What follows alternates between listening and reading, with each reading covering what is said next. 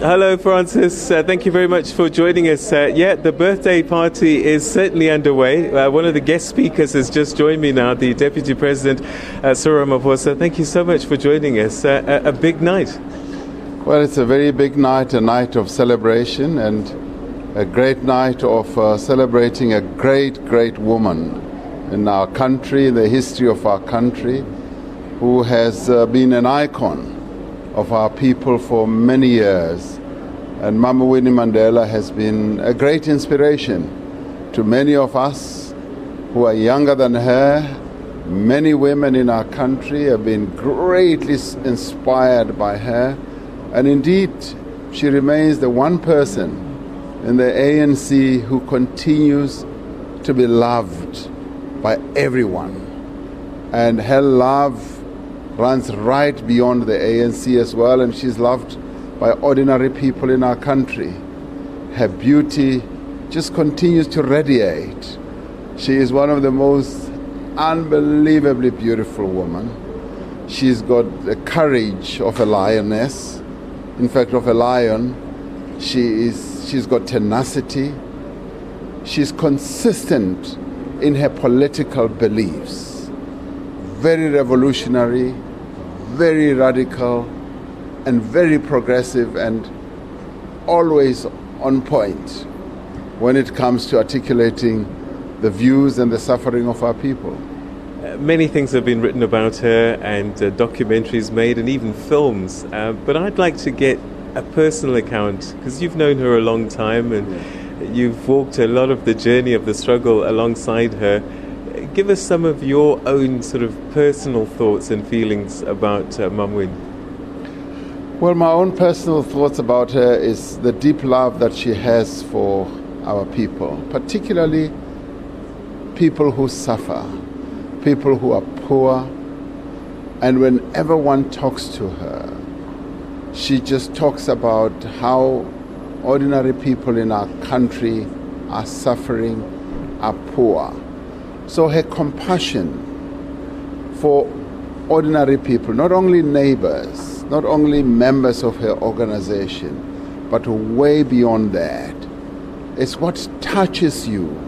It touches the soul of your heart, because suddenly you realize that here is a mother, here is a caring woman, and she did not become a mother of the nation for nothing.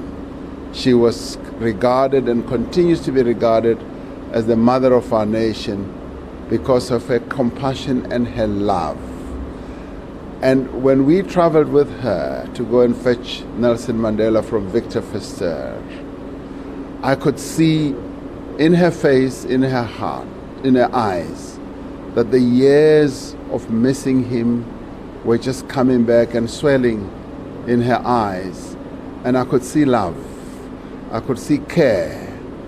And that I found very, very touching with Winnie Mandela. And she remains constant. She's 80 today, but she's just as young as a 25-year-old woman. She hasn't lost her mind. Her mind is even more vibrant now. And she continues to be radical and the revolutionary that I guess these times need to keep us on even keel, to keep reminding us why we are in leadership positions.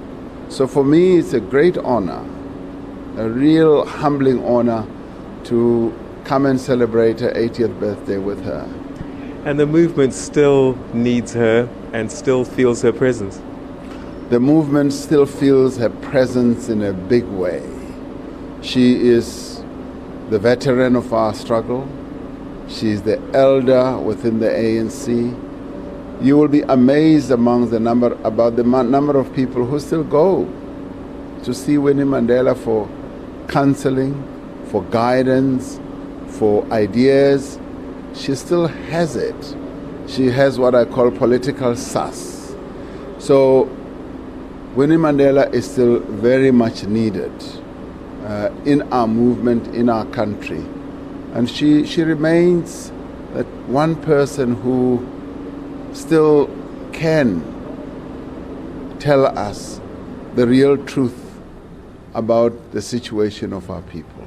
And when she speaks, when she opens her mouth, those who are wise better sit up and listen. As she celebrates 80 years, what would your message be to the public at home about what they should be thinking about Mum Winnie Mandela at this time?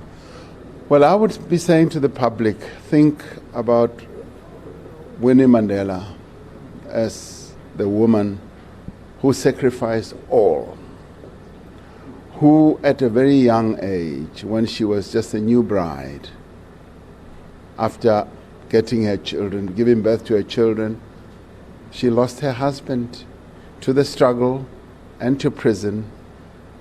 And you would have thought that they would leave her alone as a young mother, but they pursued her, they persecuted her. There aren't many women in our country today who have undergone what Winnie Mandela has undergone in terms of sacrifice, of suffering, of pain, of hurt, where at a fairly young age she was bundled out of her house and thrown in a town that she did not even know existed. And she had to live there for years and years under the scrutiny of the South African security police. Imprisonment and missing her husband and having to bring up her own children. It is hard. It must have been hard for her. But yet she has survived. And yet we still have her today. And she is still mentos compass. And she is still as strong as ever, politically and otherwise. Deputy President, thank you very much indeed for sharing a moment with us and sharing your thoughts with us on this very special day. Thank you very much. Thank you very much. Thank you. So that's the Deputy President who's just finished paying tribute to a woman who really has contributed significantly to the history of this country. And now, I suppose